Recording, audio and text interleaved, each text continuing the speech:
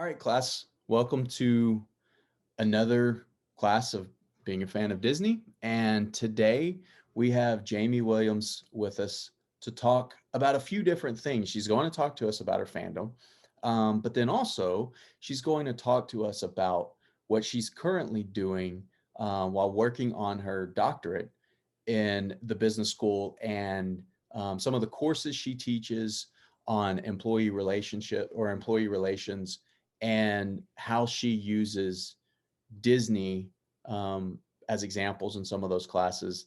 And then we'll kind of get into a conversation about how she uses Disney and how I use it from the consumer perspective. So first, Jaime, welcome to class. Could you give us a little bit of background as to your fandom, how you were introduced, and walk us up through today in your fandom? Welcome. Sure, and thanks so much for having me. I'm really excited to be here. So I was actually born in Central Florida. I was born in New Smyrna Beach. So I kind of grew up with Disney. We lived there until I was in sixth grade. So like all of our school field trips were like to Epcot. That was the Mhm. educational park. So I've been a Disney fan since I was born. My grandmother was a teacher in Florida, so at the time they had free passes to the parks.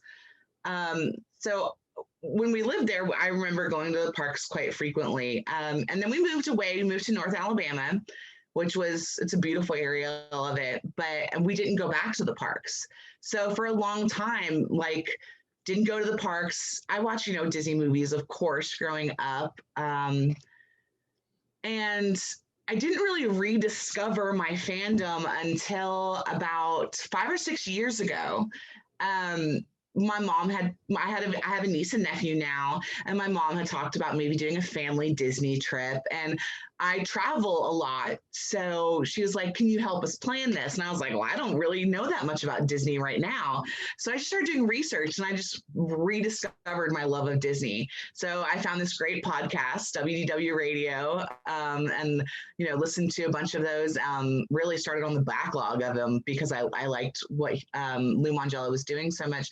Did some research online. Thought this is actually a little more complicated, so I decided to do a business research trip before our family vacation, the year before our family vacation. So, and I just love. Ever since then, I've probably gone down to Disney 2 or 3 times a year. We did have that family vacation. It was a great success. There were 9 of us, and we had a blast. All generations from my niece and nephew at 8 and 10 years old, all the way up to my grandparents. And ever since then, I love Disney, and I've been at Ole Miss now for about the same amount of time, about 5 years, and I found while I was teaching, it's just so easy to bring in examples from Disney when I'm talking about a lot of the principles of management Mhm. or when I'm talking about organizational behavior, because Disney's really well known. People like Disney. So when I'm talking about, this is what they do in the theme parks for merchandising. This is how they integrate their different business organizations with, they bring Marvel into the theme parks, and then they have the movie tie-ins, and then they have their television division. And they've been able to leverage a lot of their intellectual properties across business Mhm. organizations, from the cruise lines all the way through television and Disney Plus. So bringing Disney into the classroom has been really great, and it just helps me express my fandom. And yeah, it's been a really good experience, and I love bringing Disney into the classroom. Well, Hopefully, one day I can do a class like this and be able to have a Disney related class. That'd be great. well, very, very fun, and thanks for the introduction and the kind of the getting back into Disney through planning. Like that's something that touches on. It's so interesting that so many people that's part of their vacation Yeah. is planning it. And I remember the last time we went with a set of grandparents, and I planned the whole thing. And it is like when you sit down to plan it, when you sit down to buy the tickets, it's like this special thing. And Mhm. then when you obviously when you're looking to get your fast passes is when fast passes were before the pandemic, maybe after, but it's, you know, it was a special thing to do that, like book what fast passes did you get and everything. And then you like go and brag to people that Yeah. may or may not be Disney fans. But in you mentioning the podcast, WDW Radio with Lou Mangello, that's actually where we started kind of connecting about different things and working in academia and everything. And so thanks for that introduction. And one really interesting thing is you mentioned that Disney is so easy to bring into the classroom and use examples in a classroom because of its presence as a brand and everything. Um, but I guess I'll start with the question: what's the balance to you when you use Disney in a classroom? Is it because of is it more because of your fandom, or more because they have really good examples and really good practices what they do, or do you see it as just kind of an equal thing? I think it's really equal. I think it's really integrated because I know a lot about Disney because I'm a fan. Um, when I see any news headline that says something about Disney, I'm reading it. And I specifically do research because I rather go read about Disney's diversification practices than the diversification practices of like Berkshire Hathaway or some other real estate companies, like, because I don't care as much, right? So it's a lot easier for me to do my own research for my classes on a topic that I like. When I talk about mergers and acquisitions, going and reading about the Marvel Mhm. acquisition that Disney did, that's a lot more interesting to me than any other, acquisitions. So, and I think my students can appreciate my passion about Disney and my enthusiasm. They can see my enthusiasm for the topic. And that's also how I kind of I try to bring up discussions in class when I talk about, major acquisitions. Hey, can you guys name a major acquisition? What's an acquisition when that you can think of? And the Disney Marvel one almost always comes up at least once because people know it. Or Disney Star Wars is another Mhm. popular one that's brought up. Um, and it's really easy because they know what I'm talking. My students know what I'm talking about. They see that I'm passionate about the topic and enthusiastic, and it helps, right? Mhm. I'm not just droning on about the details of a merger that they don't care about. Like they're like, I've never heard of this company. I don't know what you're talking about anymore. I don't know. Yeah, it's much easier to make sense of something like acquisitions when you think, okay, so Thor joined the House of Mouse and things like that, Mhm. something that you connect with. And one really interesting thing about Marvel and the Marvel acquisition is when I have talked about the acquisitions in class, and I've talked to students about different acquisitions or fans, or what they're fans of. So many people are fans of Marvel now because it's so contemporary. And you look at it, started in the movie theaters, 22 films over a period of 10 and a half, 11 years. Now you're on to Disney Plus, and the number of titles that are out right now. We're talking right now when just after the fourth episode of WandaVision has dropped, and everybody's losing their collective minds over it, that It's awesome. it's it, and we can talk about that too. The But it's just, there's so much fandom around it that it does make using brands like Disney, it brings a lot of relevancy to theories that you're talking about in class. Mhm. So what is you teach about, or you use Disney kind of from the employee relations perspective, Yes. whereas I use it from more of like the end consumer perspective. So what are Mhm. some kind of neat examples that you use to talk about your classes? So when I teach a lot of HR courses as well. So Disney is an interesting company to talk about in relation to their employees. Um, they have some, when I talk about benefits and compensation, Disney's an interesting example because they have a lot of different benefits that their cast members have access to that other companies don't leverage. And it actually makes them more attractive to a lot of people, especially fans, right? Mm-hmm. So if I'm a Disney cast member, I get to go to Disney for free. That's part of my pay package.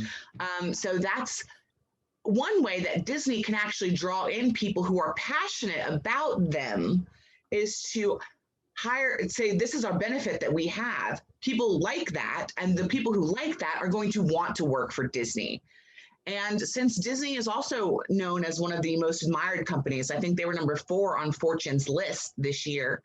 Um, them being an admired company also helps them to recruit high levels of talent because they're well known for being a company that treats their employees well.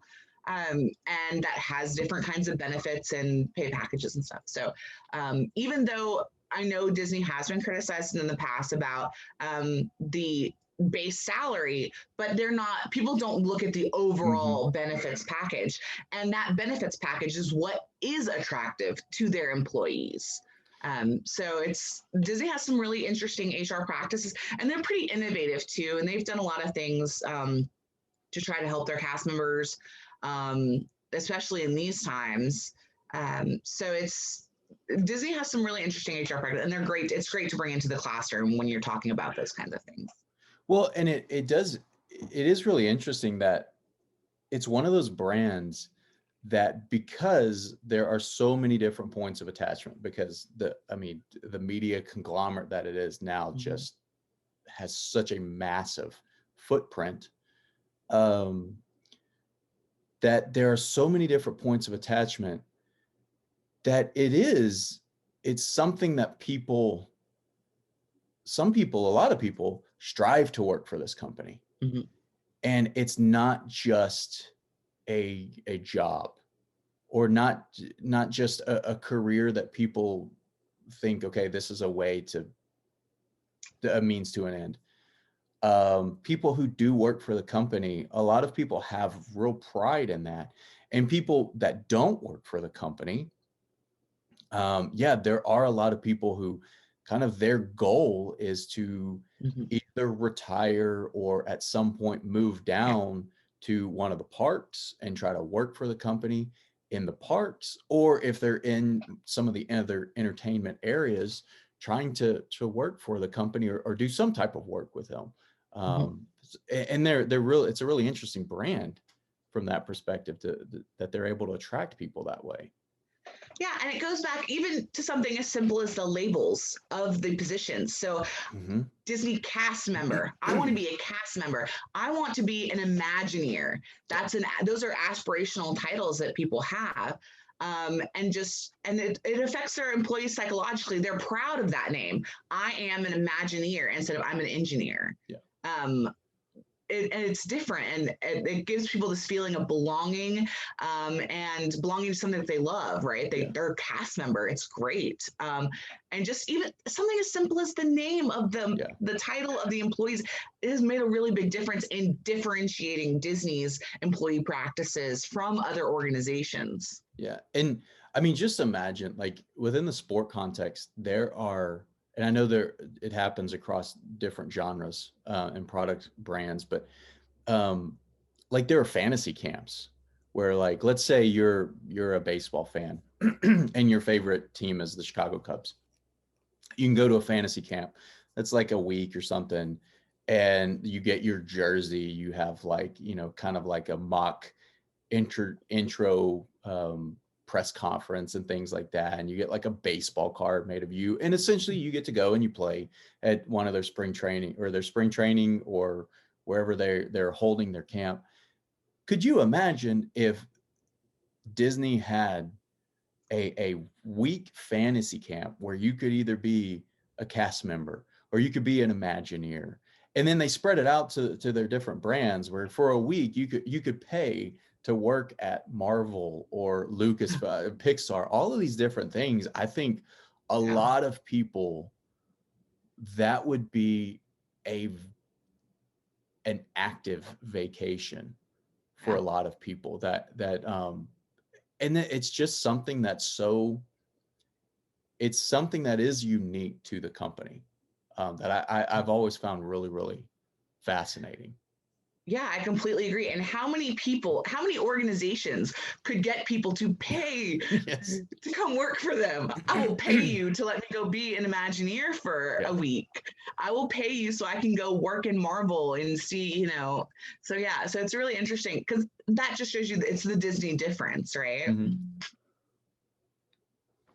So what do you think are some of the other things that, some of the reasons why people, and I can briefly explain in a little bit some of the ways that I use it in my class, or classes, but how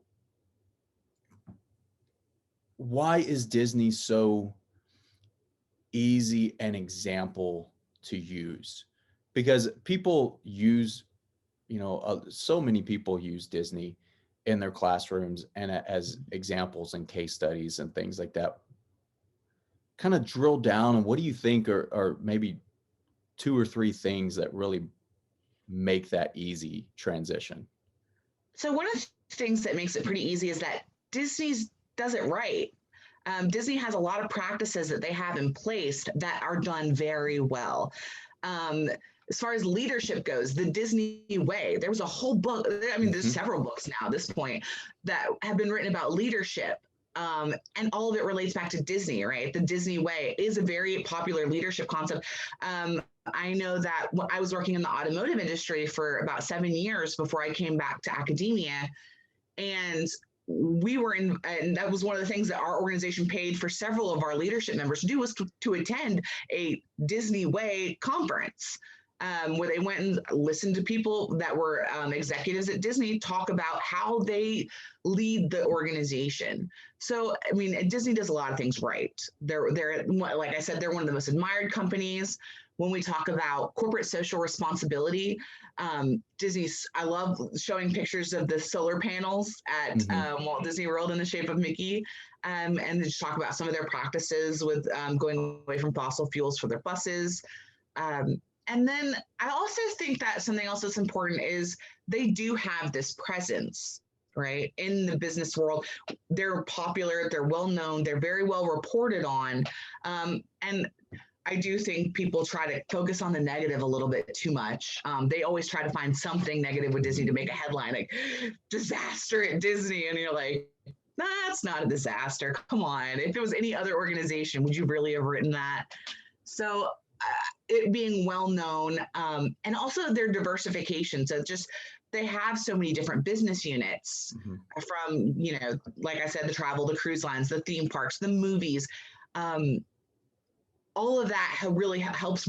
There's a lot of examples to be used Hmm. in the classroom in several different contexts. Pick a chapter. I can probably think of a Disney, something Yeah. related to Disney for that chapter. It's not going to make a difference. So yeah, so I think it's just really just how Disney does things, and then the how well known they are. Yeah. Just make easy examples.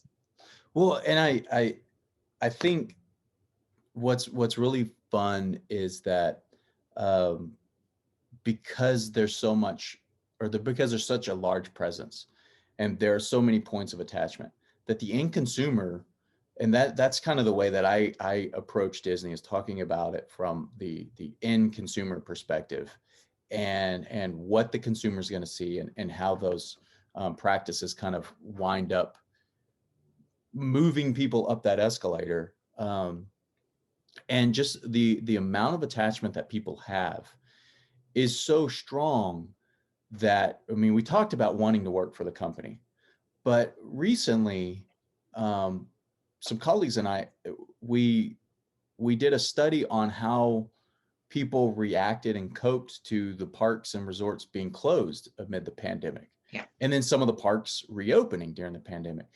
And so one of the questions we asked was, kind of how were you reacting? What was your initial reaction? And some of the participants said it's actually, they were protecting the brand. They didn't want people to go to Disney and get sick and then try to sue Disney, because it might take longer to open back up at that point. So it's like this idea of fans and consumers wanting to protect the brand because they are so identified with the brand, that I think is really, really fascinating. And I don't think a lot of other brands have that type of equity with their consumers, uh, and another aspect that, um, as you could tell by people watching, by the virtual background that I have, is that attraction to Marvel that I talked about, with especially with younger consumers that have now grown up with the MCU. Yeah. And it's so, people are so attached to it, and there's so much meaning behind characters in the MCU and characters in Pixar and Star Wars and things like that, that we actually in the class, and I wrote the paper for anybody to use at college or non-college levels either.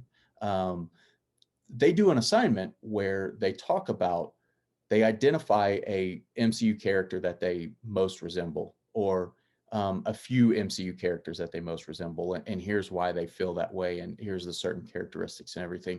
And it makes it so easy to do that, and so much fun to talk about that, because they are a contemporary brand, and there's just it's there, it's present, and people really do attach to it.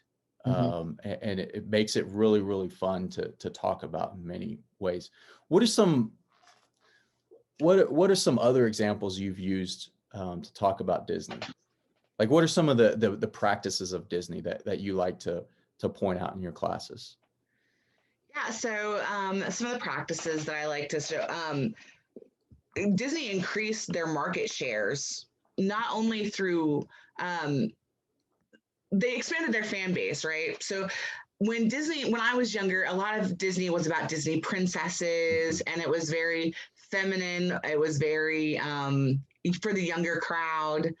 But they were able to, not only do they have great diversification for their business units, but also for leveraging different fans. So they have a great diversification of fans, of consumers.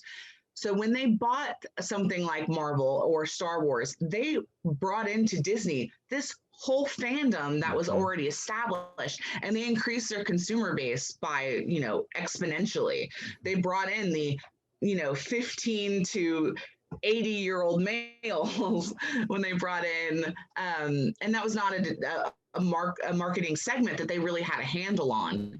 So when we talk about marketing a bit in principles, we talk about marketing segments and how to diversify your marketing segments to reach many different types of people. And I really don't think anybody does that better than Disney.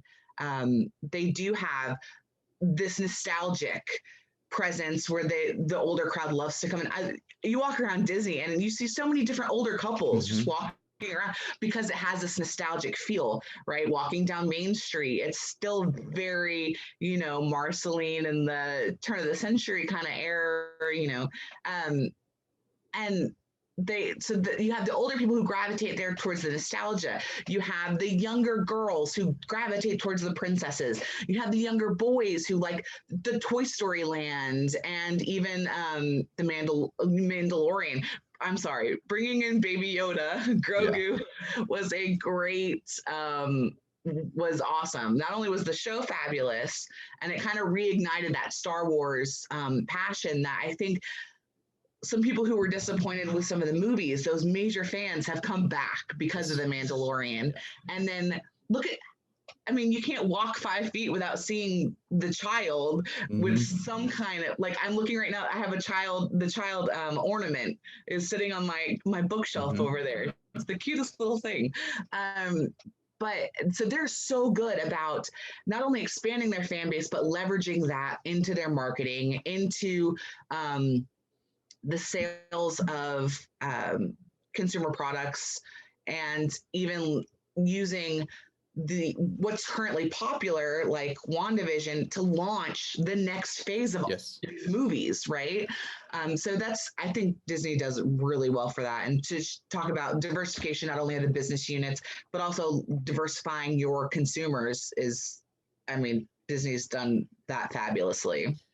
And the the two properties you just brought up, The Mandalorian and WandaVision, the MCU, um, brings up this really interesting thing that I love talking about Disney Plus and the launch of Disney Plus and just the overall success so far that they have seen with Disney Plus. And obviously there was no way to know when Disney Plus launched in November that 4 months later everybody's going to be in their homes and for an extended period of time isn't going to be able to go out or do much if they do.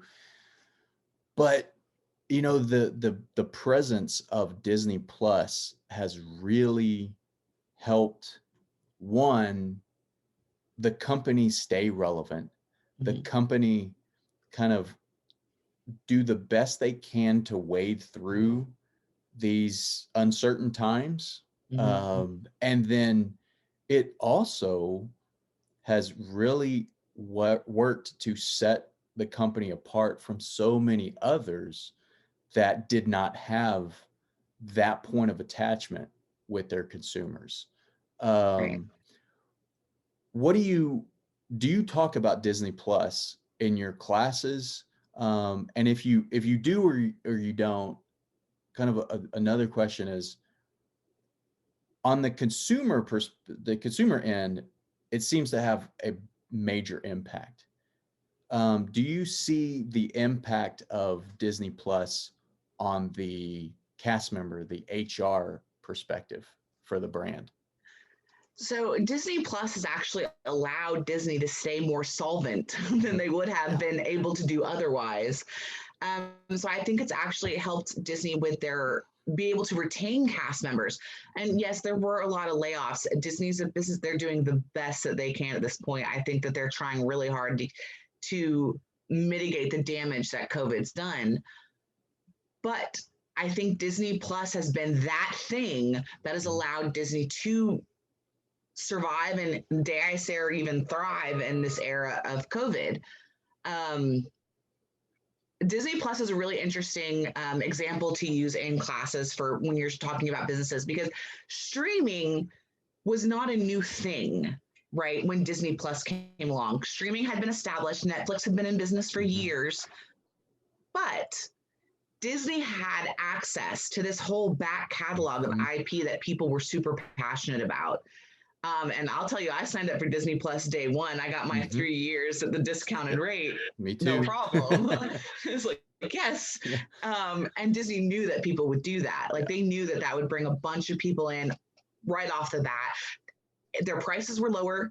This is also competitive pricing. When we talk about competitive pricing, Disney Plus was lower than Netflix, then Hulu, which they ended up buying. They were lower than any of the other streaming platforms. So when Disney came in, not only were they cheaper, but they also had a lot more content that people wanted. So they had this, this great back catalog, and they had the plans to make all these future projects. Because when they announced Disney Plus, they announced these Marvel television shows, and I was super excited about that. They announced The Mandalorian. I'm not a big Star Wars fan. I like Star Wars, love Galaxy's Edge, Rise of the Resistance is unbelievable. But The Mandalorian has made me a Star Wars fan. Like I love The Mandalorian. I thought it was great. And that made me more interested in other Star Wars stuff. Like I rewatched the movies because of that. So Disney did streaming better than everybody else, and they did it more cheaply. And I mean, I don't want to say that they took advantage of a bad situation, but they did take advantage of a bad situation when they moved up the launch of WandaVision, right? It wasn't supposed to launch quite. And they had to retweak the order of some stuff, but they did streaming better than people who had been doing it for years. Well, And and oh, kind of what sorry, go Disney ahead. does. That's what Disney does, Yeah. right? They do what people had been doing and they do it better. They do it their way, and that's how Disney does it. Yeah, I mean, I guess people like to quote Walt Disney and saying they like to plus everything, and that's seems like what they have done, and they've been very successful so far at doing those. And I I remember having the conversation I've had several times on all these different streaming services, and saying, Disney is one, regardless if you have positive association with Disney or you don't like Disney for whatever reason. Disney as a brand is so strong because they have such an immense library that they can launch this thing and not have to negotiate with anyone else, Nope. because the people they would have negotiated with, let's be honest, they've already purchased. They can launch this, and they have titles that are going to keep people interested. And I know, if you're looking at some of the criticisms of Disney Plus in the first years, there weren't a lot of original content that people kind of latched onto. Some of that was because of the pandemic, like the Falcon and the Winter Soldier were supposed to come out in Yeah. August 2020 and had to be pushed back. But just an overall success, excuse me, of using that platform to one, as you said, help the company stay solvent during all of this, and two, have people that could engage with the brand and engage with the company in numerous ways. And like something like The Mandalorian, yes, it brought back a lot of Star Wars fans, and the way that they are telling the story now, or the way they did in season one, had a whole bunch of throwbacks to like little scenes here and there in the movies to get people to go back to the movies. Season two, they start bringing in characters from the different animated series. So now all of a sudden, Yeah. and guess what? Those animated series are available on Disney Plus, so you can go watch Rebels, and you can watch Resistance and Clone Wars, and the way that they are able to tell their stories, I call it the MCUification of Star Wars now, has really helped that brand, Yeah. and will help the relevancy of that brand. It's been fascinating and a whole lot of fun to watch, both obviously from a fan perspective, but from a perspective of someone who likes to try to keep tabs on these things as well. Yeah, it's been great. And I mean, I don't. I'm not even sure that Disney knew how amazing that all of this was going to be and how big it was going to be when they were doing it. But it's definitely been interesting to watch, Yeah. and that's a pun intended.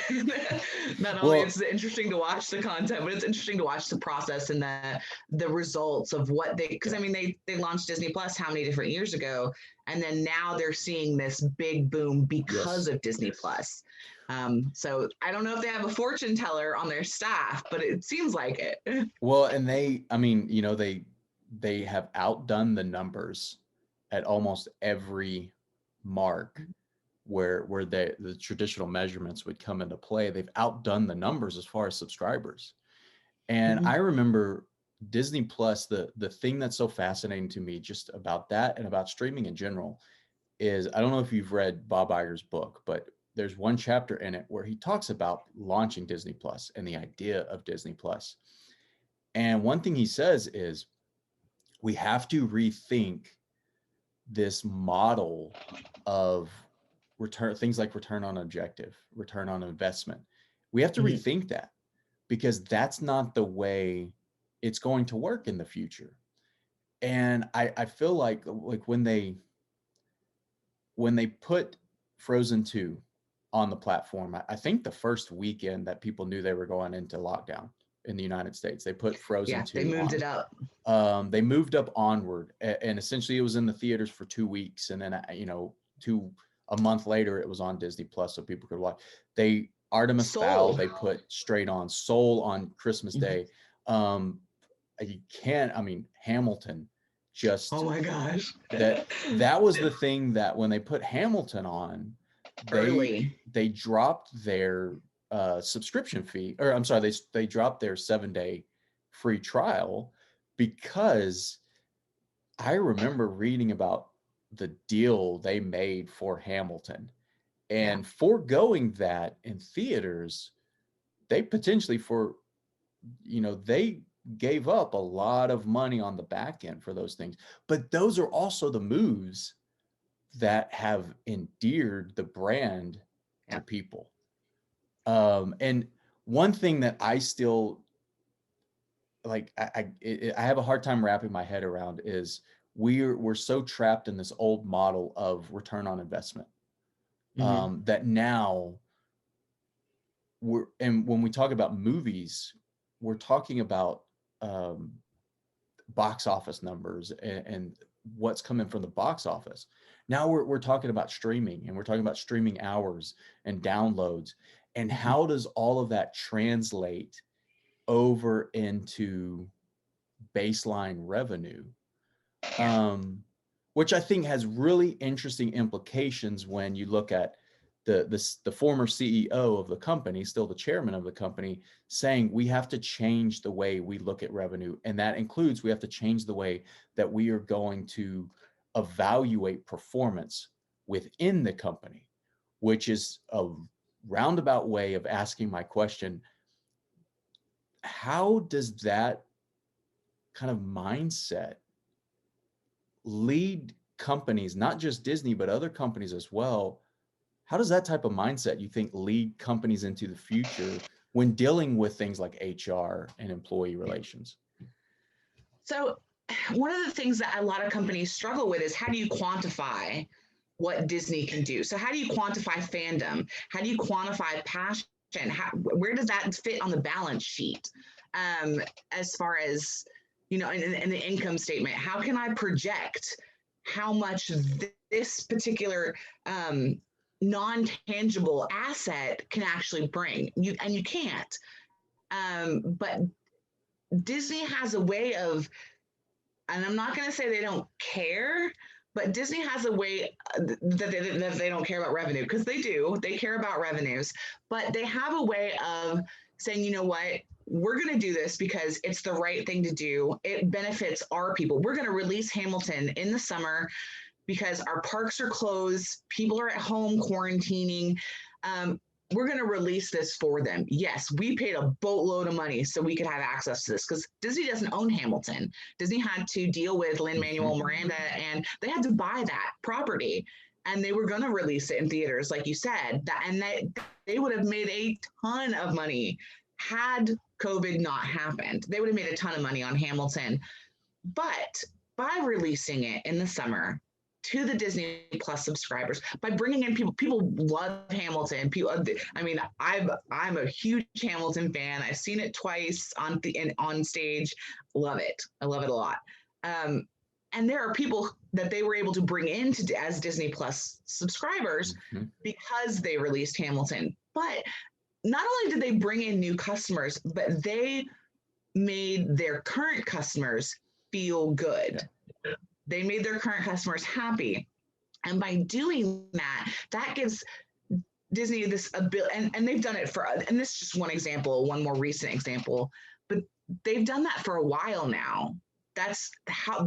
Again, like I said earlier, part of the Disney way is they do things that make their customers happy, even though they may not get an immediate return on investment. That long-term loyalty is more important to Yes. them than that short-term return on investment. Their return on investment stretches out for years, Yes. not just months. Yeah. And that long-term planning is what makes Disney a really good business, is that foresight. They have that long-term ability to say, you know what, this may not make money right now, but in 2 or 3 years it will. And it's also making our customers happy, and they'll be more loyal 2 or 3 years down the road because we keep doing things like this. Yeah. And other companies do this to a point. And I think that they by having that long-term mindset for the consumer, they also start having that long-term mindset for their employees. They have to think long-term about reduction of turnover is one of the best ways that companies can utilize their workforce. Low turnover is one of the most important metrics for a company to have, because turnover is very expensive. Recruiting people to come into your organization because other people have left is very expensive. It's very expensive to train people. And when somebody leaves, you also lose information, right? The information that the person knows about their job that maybe other people don't know. This past history that this person has in their head, you lose it every time you lose an employee. Yeah. So thinking long-term by Disney investing in their employees, by giving them benefits that they want, Disney invests in their cast members for the long term. They also have a lot of good leadership programs that Disney cast members have access to.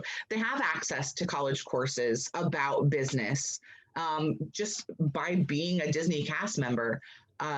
So they're investing in the long term. Maybe they're paying a lot of money for their cast members to do things like these courses. But if it makes their people better in the long run and it makes them more loyal, makes them less likely to leave, then Disney's going to gain their investment in years. Yeah. Maybe not months. You're so right that they do not take a myopic view in many instances. Yeah, there are mistakes here and there, but as far as they are looking at the long game. And you talking about the cast members, and you previously touched on, what's happening with especially the parks divisions right now, and just the difficult decisions that have had to be made. And when we talk to people about how they're coping with the parks closures, a lot of people voiced concern over the economies, the local economies around where the parks are located, especially the ones in the United States, because that's where a lot of participants were referencing the local economies, but also the cast members that were negatively impacted by that. What important lessons are you able to use now to teach your students, and other companies could use, on how Disney is having to handle this difficult situation where they do have large numbers of cast members that have unfortunately been laid off, and hopefully cast members will be able to start coming back more and more quicker, and that does impact the end consumer, but it has an impact on within the company as well. What things are you able to talk about with your classes about that? So the Disney layoffs were a big issue, right? A lot of people were like 28,000 people. Oh my gosh. And it was a lot. And I know it was devastating it's always devastating for a company to have to make that decision. And it was literally the only thing that they could have done at that point, especially with Disneyland still not even being open. But Bob Chapek and Bob Iger they started working with the government from the first off, trying to get themselves in a position to where they could go back. They felt like we can go back to business safely if we do this, this, and this. They put a lot of work into planning and organizing a way to get their people back at work, to get back open, because they don't want to be closed. They don't want to lay people off. It's a necessity at this point. And I think they laid off as few people as possible. And it's tough. And I do know that they did a lot for the cast members that they laid off, HR wise, planning, helping them out, communicating timelines of when they may be able to go back to work and what they're trying to do to get them to be able to go back to work. because Disney is working behind the scenes to try to do as much as they can to improve the situation, not only for their people, but also for their customers. They also restructured, right? So one of the things that I love about Epcot is that in World Showcase, you have people from those countries working in the pavilions. But with COVID, a lot of those people had to go back home. So they restructured and brought in other cast members from other areas and placed them there throughout the park as best they could. So they've kind of restructured how cast members have been allocated to certain jobs in the past. The Disney College program was also suspended in part to allow their full-time cast members to stay on. And so Disney is trying to do everything that they can so that they can keep their longtime workers who have been with the company for years, and maybe to, and yes, this is at the expense of others, but some of the part-time workers, to let them go so that their longtime cast members could still have a position. And they made it clear when they did the furloughs to start that they're going to bring back every single person that they can. So it's not something that, it's something that they did the best with that they could, I think, even though it's a difficult situation. Yeah, I mean, it's a really, really difficult situation. And you hear, when you hear the news of it, it makes for negative publicity.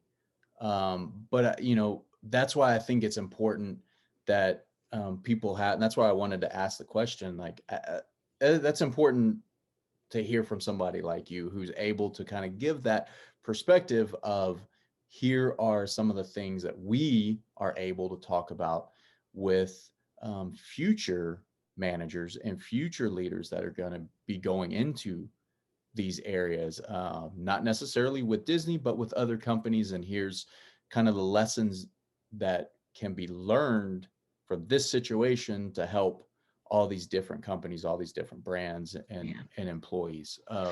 Because, I mean, Disney knows that their cast members are an asset. Yeah. A lot of people that I've talked to, as soon as they heard of the parks closures, their first thought was not like, oh man, I can't go to Disney. It was, oh no, the cast members, because the cast members make people's vacations what they are a lot of times. And Disney knows that. So they want to take care of their people. They really do, because their people take care of their customers. Yes. So it's this trickle down model, right? You treat your people well, they treat your customers well. And that's a big deal for Disney. And they have all these great cast members, and they are trained, and they don't want to let those people go. But sometimes you have to make those decisions that are really tough. Yeah. And one of the really inspiring things has been with all of this negative news that has come out about the cast member layoffs. And you obviously, you're in the middle of a global pandemic. There are people who have had much worse situations.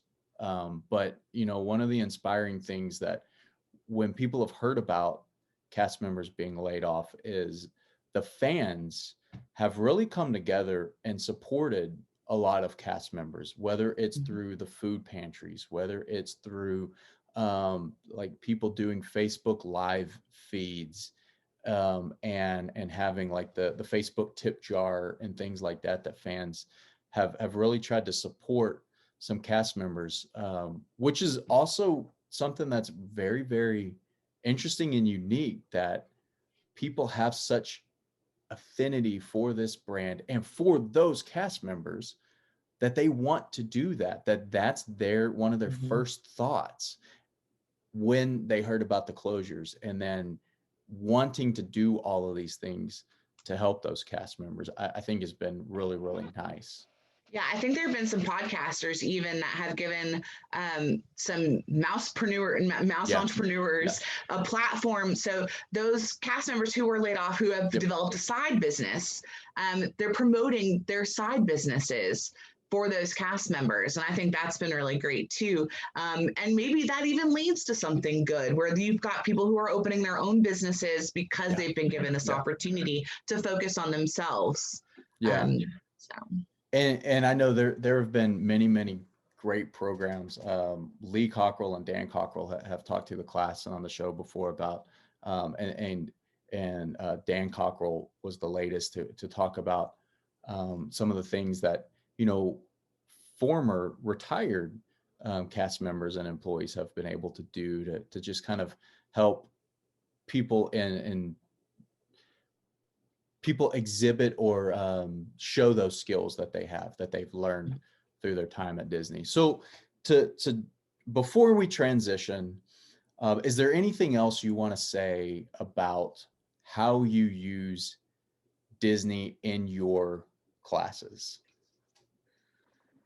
Um, it's just one of those examples that just makes everybody kind of sit up and take notice. Yeah. I mean, it's one of the professor's jobs is to engage the students. And I think Disney is a way that I can engage my students. I can speak to them about something that I'm passionate about and also relay the information that they should be learning in my classes.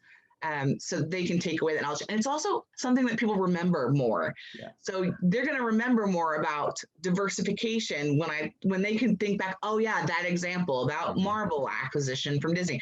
It's something that's easy to remember. So it's just a great way to trigger memories, to leverage the knowledge that they have of a specific company and to engage with them about something that I'm passionate about. So it's just how Disney works in my classroom. Yeah, I think it's you make a great point about engaging your students. I've always, for a long time, have felt that as a professor or teacher, you are part entertainer, part like disseminator of knowledge, that you do have to engage people into what you're talking about. And something like Disney, for a lot of people, makes it really easy to become engaged in topics, which is great. To transition a little bit, you have been to the parks.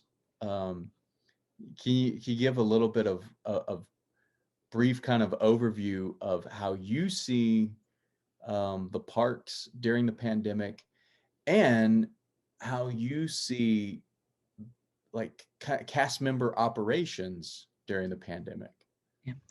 Yeah, so I've been to the parks twice since the pandemic started. I went once in August specifically because I knew that park attendance was down. I knew that park attendance was very low. I'm younger. I don't have a high risk of COVID. I took precautions, of course, but I traveled to Disney and because I wanted to experience that, right?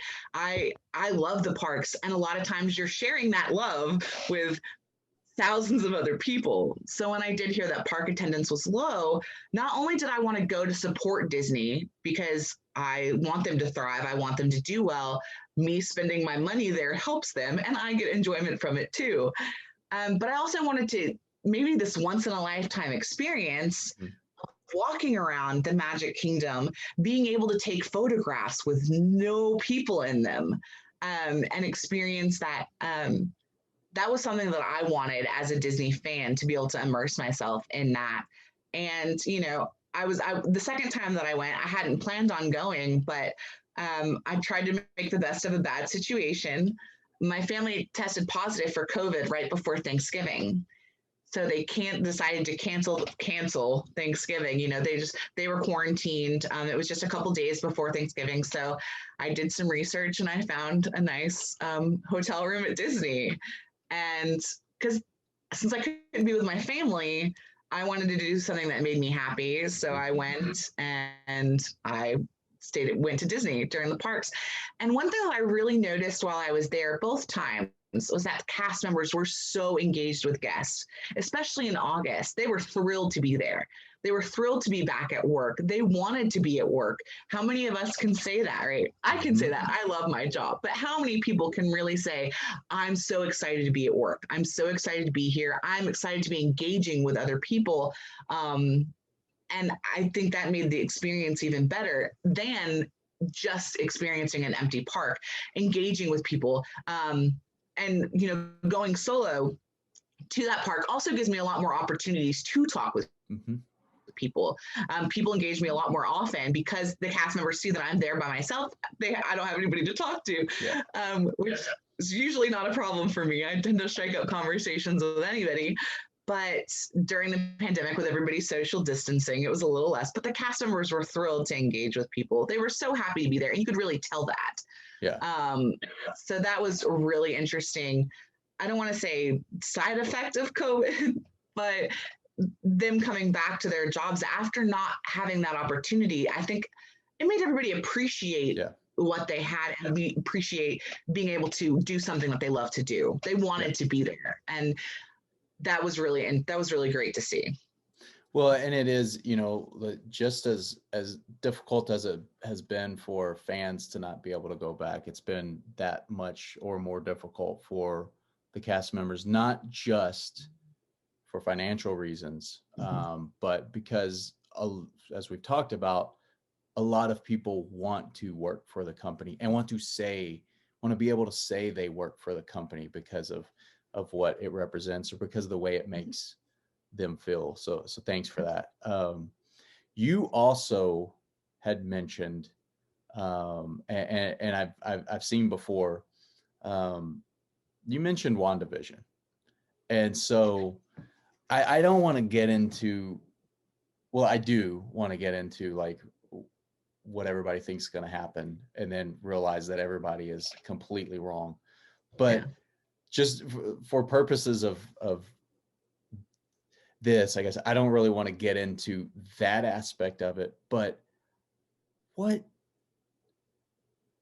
do you think it is that has drawn people into this show? And there have been criticisms that, yes, the first 2 episodes were in black and white, and now I guess the contemporary consumer isn't really used to watching shows in that format, and they're not used to watching kind of the sitcom style show.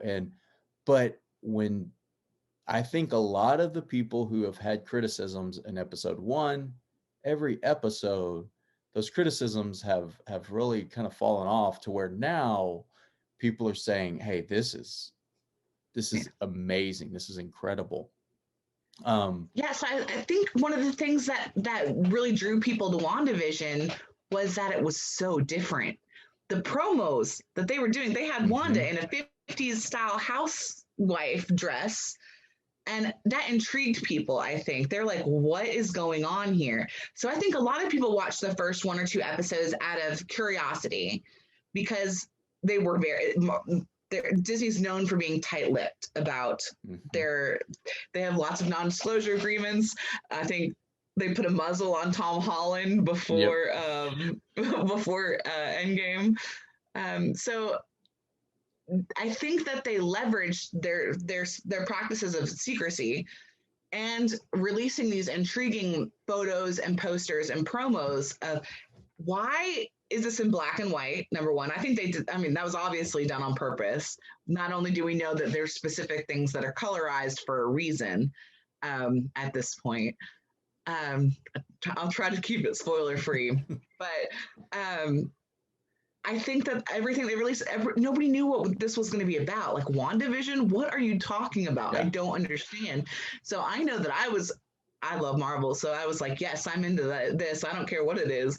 But even after the first 1 or 2 episodes, people are like, I don't understand this. What's going on? I don't know. Do I need to read the comic books? Because I don't know what anything's going on. I was like, be patient.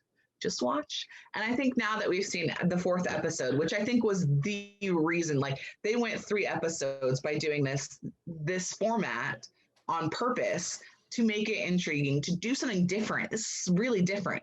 And that's another thing that Disney does really well. It's different than what's been done. We haven't seen anything like this before. So now that we've gotten to the 4th episode and we understand more about why the first episodes were the way they were, I think that just brings it to a whole nother level. And that speaks to Disney's long-term mindset also, right? Episodes 1 and 2, they're going to be a little strange. You may not get it. You may not understand what's going on, but by episodes 4 and then on through the series, and not only are they doing that for this specific series, but they're also doing it to launch other things. So Disney never just does one thing. They never have one objective to have a successful TV show. They want to have a successful TV show that's different than anything that's been done, that's very creative, that's critically acclaimed, that also launches these other things. So it's that long. I think it shows that Disney's long-term mindset once again. Well, and that, you know, the links that it's going to have to future movies and future projects is no, you know, that's nothing new to the MCU. I mean, No. the very first time Nick Fury shows up at the end of Iron Man, the end credit scene, people didn't even know what an end credit scene was. Yeah. To you know, announce the Avenger Initiative. But also, you know, it plays into so many different parts of the company, their parks, their merchandise, and everything that it's just it's so it's such a great way to kind of almost give people a better feelings as to, you know, what everyone is dealing with right now. And you know, also with not having any Marvel properties in 2020, now people are just so ready to see something that, you know, it was probably it was a risk using WandaVision as the first project that was going to be seen because of the way it's shot, and because people from the outset, they said this is going to be completely different than anything else you've ever seen.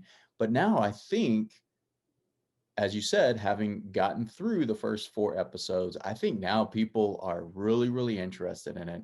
And it's causing people to go and watch different movies and read different things. I've seen so many posts on social media about, hey, I'm watching WandaVision. I want to understand more about it.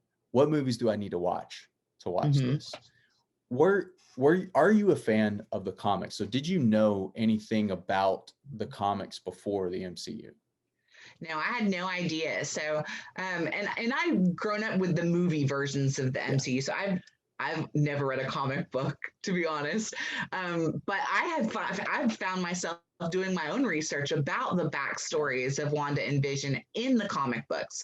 I haven't read the comic books themselves, but I've read about the comic Yeah. books, if that makes sense. But like you said before, you said earlier in our chat that yeah, I'm one of those people who grew up with the MCU as it's been relayed through Marvel and the movies since Disney's owned them. So that's my Marvel exposure and why I love it. And I think Disney's been really great about taking people like me and capturing their imagination and keeping them interested in all of these characters, even though I have no idea about the backstories of any of this. Yeah. Well, and what's I never really read many comics. I read a few when I was a kid, but didn't really read enough to really understand. And watching the MCU, and I'm a newer MCU fan. I watched all the movies before Endgame, and then since then have probably I know I've watched in timeline order or chronological order Yeah. and release order, so I could see my preference. And then I mean, WandaVision, I've probably, I don't know, it's almost like I have each episode on a loop just because it's so much fun now to try and see all of those hidden things that are in there. Yeah. And it's like the parks, that if you are a casual fan or a casual person who's going to go to the parks, you can have a ton of fun. You could see a bunch of different things and you can have fun and you say, hey, I want to go back. If you are a mega fan, you can go and you know the history behind the bridge that crosses, you know, over into Liberty Square. You know Yeah. why The people brown. say don't walk down the middle of Liberty Square, you know, like, you know, all of these different things, and you know the backstory and the different characters, like in the Haunted Mansion. And so there's something for every level of fan.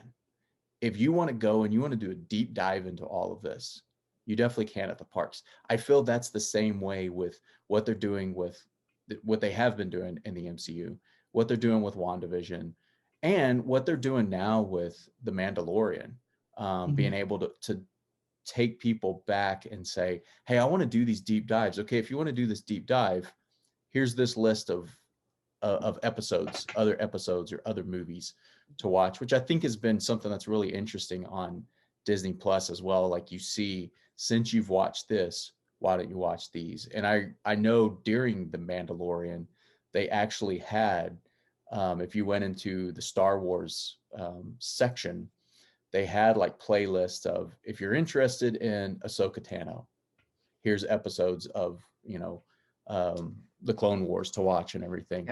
Yeah, So it's just been really fascinating to see how they're playing all of that together.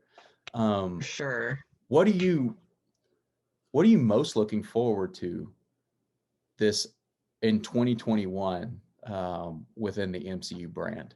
Is there a show you or a movie you're most looking forward to? Well, I've been dying to see Black Widow. She's one of my favorite characters, and I feel like they've been teasing me with this movie for years now. Yeah. I'm really looking forward to seeing that. But I'm not sure if it's slated. I'm not sure if it's still slated to um, premiere in 2021 at this point. But Loki Hmm. is something I'm interested in. He's one of my favorite characters. He's very mischievous, and I love Tom Hiddleston. So I'm looking forward to seeing that. Um, I don't know anything about the Eternals except for their great cast. Yeah. So I'm looking forward to seeing that. And I think that's another thing that Disney does really well is the casting. Hmm. I think they do casting quite well. Be like, yeah, that's spot. I can't imagine anybody else playing that part. Um, like best Spider-Man ever, Tom Yeah. Holland, of course. But yeah, so I'm looking forward to everything that has Marvel in it. Well, So, and like, you talk about Black Widow, and that's just been May 2020 to then I think it was maybe September or no, then November, and now May 2021, and there's talk of, are they gonna have to move it back again? Are they gonna try to do a Disney Plus premium thing or anything? Yeah, I mean, I people just really want to see yeah, that movie because of the and character and because of yeah, all the other things that are going to tie into that character. Um, and I don't think that Disney is moving Black Widow because they want to make money from the box offices. I think they're moving Black Widow because they think the big screen is going to be the best way to mhm. watch Black Widow and appreciate it. I mean, and as big as my TV is, it's still not going to be as good as that huge screen in the movie theaters. So I'm hoping that that can be like the launch of us going back to the cinema. I miss the movies Yeah. personally, so I'll be The there. in you bringing up Black Widow brought up another question that I was thinking earlier in the conversation, and we went a different direction, but the the diversification of characters Mm. in the Disney movies now across brands, Lucasfilm, Marvel, Pixar, Disney Animation. Um, the diversification has, I mean, we've really seen them trying to step up Mm-hmm. and make these step-by-step progress to bringing more people into the brand, by giving them representation. But also, we've we've seen with movies like Black Panther, and we've seen with movies like Captain Marvel, the importance of representation in movies like that. In Soul, the importance of Mm-hmm. representation. And something that's really interesting to me is what we can see the impact on consumers. What impact do you think that has on employees and on cast members that they can say, I work on this project where this is represented, or I work for a company that maybe I don't work in that department or I don't work in that brand, but our subsidiary is putting out these stories where these strong women, these strong people of color are represented and how important that is. what impact do you think that has for the employee aspect? So I think it really increases the pride that they have in their workplace, right? So if somebody's proud to work at a company, they're going to go above and beyond from what their job description tells them to do. Like my job description says I have to do this, this, this, and this. But I like where I work. I'm proud to be here. I'm going to go above and beyond and also do this, this, and this, and I'm going to give 110% to do it. So that increased pride, it also increases people's organizational, we call them organizational citizenship behaviors, right? It's those above and beyond behaviors that you do in the workplace. And it can be anything from, going out of your way to do something for your coworkers that's not required of you, to do something like water plants or something in the office space because you want it to look nice, and it's just those above and beyond behaviors other than what you're actually being paid to do. And we know from research that when people have a pride in their workplace, that they do more of those organizational citizenship behaviors. And not only does that increase individual level performance, but it increases organizational level performance. Okay. So those are always things that if you can instill a sense of pride in your workplace, and that's what Disney's doing. Not only are they doing it because it's the right thing to do, they should be sharing these stories. And it's unbelievable how many stories that we haven't heard yet because we haven't had necessarily this wide range of representation from all these different cultures and people's backgrounds. So I think that's exciting because that gives us new material, right? It gives Disney new material to work with. And it also instills a pride. But by Disney doing, and we call a lot of these behaviors, it's corporate social responsibility. Yeah. Now, a lot of times it just links back to the environment, but corporate social responsibility are those things that organizations do above and beyond what is required of them by law, or above and beyond what they may be doing just to better their bottom line. Yeah. And I think that diversification, they're doing that not only because their consumers want that, right? They want to bring in more people because those people like that Disney's representing them now. And they're also increasing they're doing things because it's right. Yeah. It's the right thing to do. Yes, it does have these other benefits for them, but that may not necessarily be why they're doing it. But for the side effect, it does increase cast member pride. It does increase company buy-in. You're buying into the company culture. Disney values diversification. They're showing that they value diversification by doing the actions that they're taking, not just words. They're actually doing it. And I think that really instills that sense of pride. It instills and it helps employees link back to their organization and to invest in the organization as emotionally, not just they give me a paycheck, I'm invested in them doing well. Yeah. Yeah. And that it's a great point. And it also makes me think of the Pixar Spark shorts, where those are shorts that their artists can work on those and kind of have these side projects is probably not the right way to explain them, or describe them, but they're working on their features, and then they also can say, okay, this team of 20 people, yeah, if you want to work on this, work on it. And it's almost like this contest if it's good enough, we're going to put it out. We're going to put it either in a front of a feature film. We're going to put them on Disney Plus. That's one of the beautiful things about Disney Plus is now you have all of these different areas to showcase people's talents that I think that probably that has to have a big impact on employees as well, and their amount of pride and their effort that they want to go above and beyond. And it also, that's a benefit of working for Disney, right? You have all these resources to create something you love. It gives you ownership of what you're doing in your position. And it also gives, it's an added benefit, right? One of those side benefits of I'm being empowered. Disney is essentially empowering their employees to increase creativity, to do something that they love, and to invest their own emotional well-being into other projects that will also benefit Disney as a company. Yeah. Now, Disney's not the first company to do that. 3M is well known for giving people extra time. They get like 10 to 20% time to work on their own projects. Yeah. And that's actually instigated some really good inventions. That's how we got stick-it notes, isn't it? That's how you got sticky notes. Yeah, I love the Post-it note story. I always do one of those. The Post-it note story. That's it, Post-it notes. Invented that. Yeah, somebody invented that on their yeah. While they were working for the company on their 20% time that they were allotted to work on a project that they wanted to do. And so instilling that, empowering the employee to take ownership of something, to give them leeway and to do something creative.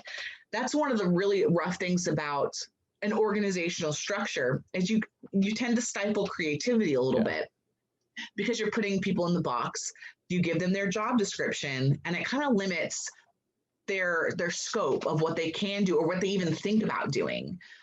But the organizations that free their people to be creative, to try things, and no, they're not going to work all the time. They may not even work most of the time, but the inventor of sticky notes did a pretty good job and made 3M a lot of money. Yeah. So it's just one of those things that it's smart for organizations to do that. Yeah. And they're going to bring in people who want to work in that kind of environment, who do well in that kind of environment. Yeah. So the people who do want that extra freedom, who are really, really good creative people, they're going to work for Disney because Disney's going to give them the resources and the time and the support to do what they want to do. Yeah. Not necessarily just what they have to do. And so thank you for all of this, for walking through not only your fandom, but kind of the employee aspect of Disney and what you're able to talk about in your classes. It's been just tremendously interesting to hear all of this and have the conversation that hopefully I added to, but you took it and ran with it, which was amazing. There's one last section that I want to do, and it's a series of rapid fire questions. These you can explain if you want. You don't have to explain at all. So most of them deal with the parks. Have you been to like different resorts like Disneyland, Walt Disney World, and any of the international parks? Okay, so this may make me a really bad fan, but I've never been to Disneyland. I haven't had the opportunity. Either. I haven't had the opportunity. I wanted to go this summer. I'm supposed to be graduating from the Ph.D. program in now it's April. It was May. Now it's April. And that was going to be like my big thing is I wanted to go to Disneyland and I wanted to go to Tokyo Disney and I wanted to go to Shanghai and Hong Kong. That was going to be like my big trip. I've saved up some money for it from when I sold my house before this. So I had this whole plan. I've got lots of points and miles and I really wanted to do those parks. That was my plan for this summer and it's not going to happen, unfortunately. So I will be going to those parks, but I know, and I've purposefully not looked at anything. So like the only podcasts that I haven't listened to of Lou's are the ones that talk about Disney and Shanghai and Hong Kong, because I don't want to know going in. I want to be completely surprised and go visit and just, that sense of discovery. So I don't know anything about any other parks except for Disney World. And I'm very familiar with all of those parks and resorts and restaurants. I know the restaurants. And I haven't been to Disneyland either. We were supposed to go in May because we had I had a conference in San Diego and we were going to take a few days and drive up to Anaheim, and obviously we weren't able to do that. So then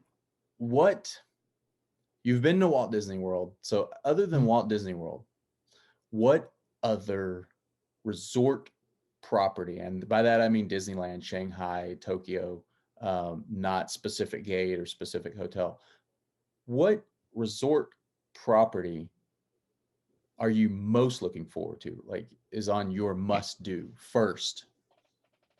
Tokyo Disney Sea. Okay. Yeah.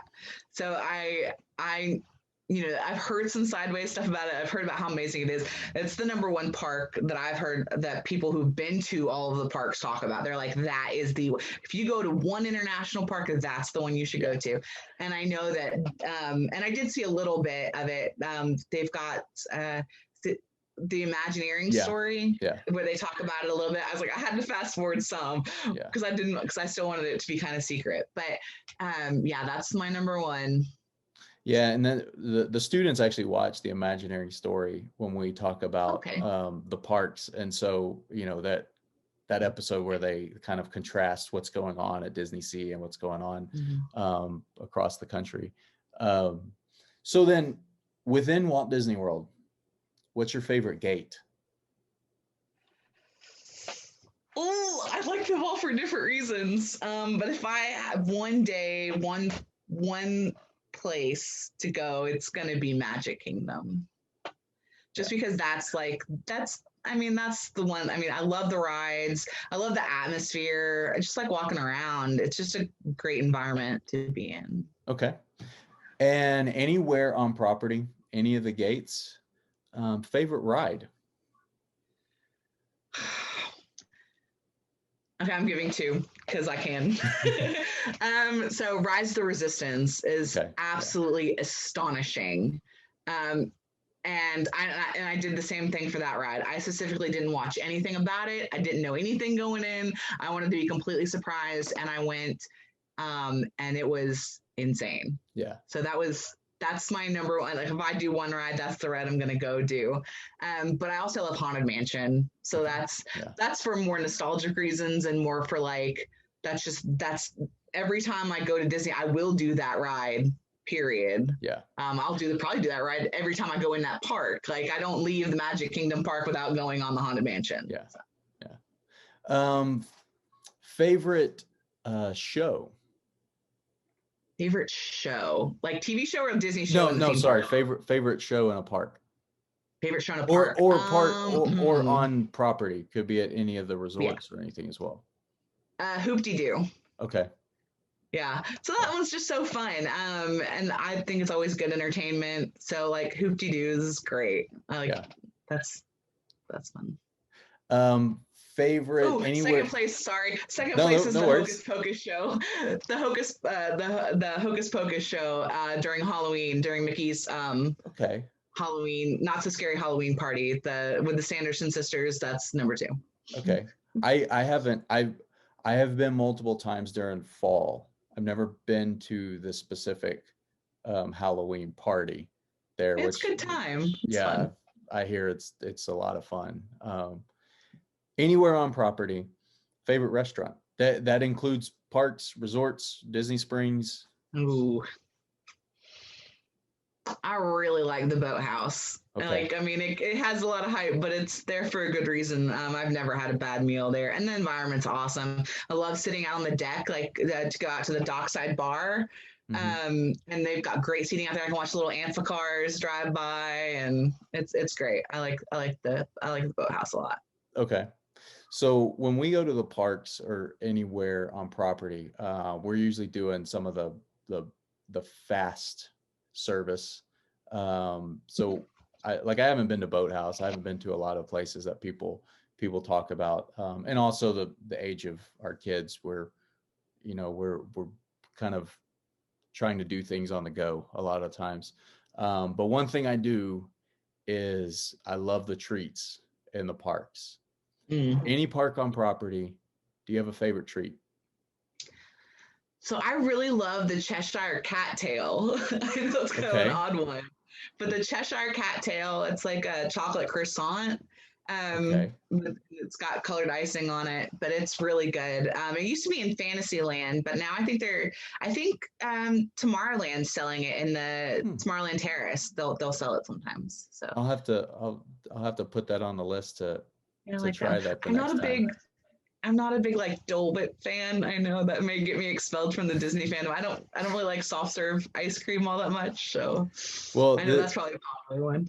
This last time we went was the first time I had a Dole Whip, and I ended up having a few before I left that day. So I am a big Dole Whip fan now. But so then last, this could be a park character. Well, two more questions. This could be parks from the movies, any of the acquisitions. Do you have a favorite character that is Disney or now Disney owned? So my favorite character from anything is actually Tiana. Okay. Love Tiana. I love I love New Orleans and that whole style. Like, I'm in North Mississippi, so that whole Cajun feeling. I love that. New Orleans is one of my favorite places. But Tiana, her whole story, her mindset and work ethic, I think is great. So I really like Tiana. So you're really looking forward to the retheming to I Princess and the am. Frog. And I love Splash Mountain. I do. It's great. I actually have a Splash Mountain cup. Okay. Yeah. That I got a couple years ago. That's my water cup. But I'm super excited about the Princess and the Frog retheming. And Disney does leverage the nostalgia effect. But they also have shown that they're not afraid. They're not going to be stagnant. They're not going to be afraid of change, and they're not going to be afraid of bringing something new in. And Disney fans, I know a lot of people love Splash Mountain, love the theming, don't want it to change at all ever. And I get their perspective. It's what they know. It's what they like. It's what they love. It's a great ride. I love the ride. I go on it all the time. The length of it's awesome too. It makes you feel worth it standing in line because it's a good length of ride. But at the same time, bring in the Princess and the Frog, I think, is going to be really smart. It's the perfect ride for that property, I think. The music is wonderful. So we're not going to lose, we're losing the songs in Splash Mountain, but we're not losing the great music environment. And I think you can kind of tie it into that area. Frontierland, the Southeast-ish. Yeah. I'm really looking forward to seeing what they're doing. I think, Tiana is one of those characters that hasn't, unfortunately, hasn't really gotten as much attention in the parks as some others because I think they didn't have the attractions and everything to go with it. So I'm really excited to see what they do. And then, if you ever have any doubt, just trust that the Imagineers, given the proper resources, they know what they're doing. And I went on the inaugural Disney cruise out of New Orleans last year, right before all the pandemic started. So it was the last fun thing I did in 2020. I think. But without a face mask, that is the last fun thing I did without a face mask. Was go on that cruise, and they had Tiana's place was one of the restaurants, so she was featured there. She did character meet and greets. There was it was all New Orleans themed, so that was really exciting to see that and because it was out of New Orleans, so Tiana was a big presence on that cruise. I loved it. Yeah, I think it's really cool that they're going to be bringing that in and now telling this new story that people are going to be able to identify with, and then some people that have seen the movie will identify with it. Others that may not have seen the film yet now will kind of get to do that deep dive as well. Last question. We've talked about different acquisitions during this talk as well. What's your favorite acquired property, like Pixar, Lucasfilm, Marvel? Definitely Marvel. Marvel. I think Marvel. I think they've done a great job with Pixar. I think they could have done better with Star Wars. I think they're doing better now for sure. But with Marvel, I think that they took something that was good. Marvel was awesome. They had good comic books, and they made it great. They introduced these people they introduced all these characters that were so imaginative and thought up by Stan Lee and his partners. And they introduced them to such a wider audience, and they did it well. They treated the characters right. They were faithful to the characters, but they also were able to tell us these stories and do it in a way where that captured our interest. So I think they've done the best with Marvel. That was the smartest purchase they made. Yeah. for sure. They've Well, gotten their return on investment for Marvel. after 2 or 3 movies, I think. Yeah, Um, probably. so this has been a lot of fun. I know you have to teach class, so we'll let you go. But Do. this has been a whole lot of fun. Very, very informational. Thank you for doing this, Jamie. Thank you so much for having me. This was great. And I do talk about Disney a bit in my classes. I don't get to talk about them this much, so this has been fantastic. Yeah, I've got to go teach a class at 1. So is there anywhere people could follow you or contact you to keep in touch? they're welcome to send me an email. Okay. I don't really have a whole lot of social media presence. I don't have my own podcast or anything. I'm just, right now I'm a professor at Ole Miss, but I am on the job market. So my current email is jwilliams@bus.olemiss.edu, and it's OLEMISS, Ole Miss. Okay. I'm respond to emails quite frequently, so please email me if you have any questions or if you want any resources. If you do teach Disney classes and you're watching this as well, if you want to reach out to me for any resources that I have, I'd be happy to share. All right. Or if you just have any questions, it's cool. All right. Well, thank you so much, Jamie. This was a lot of fun. Have a good rest of your day. Thank you so much for having me. Bye.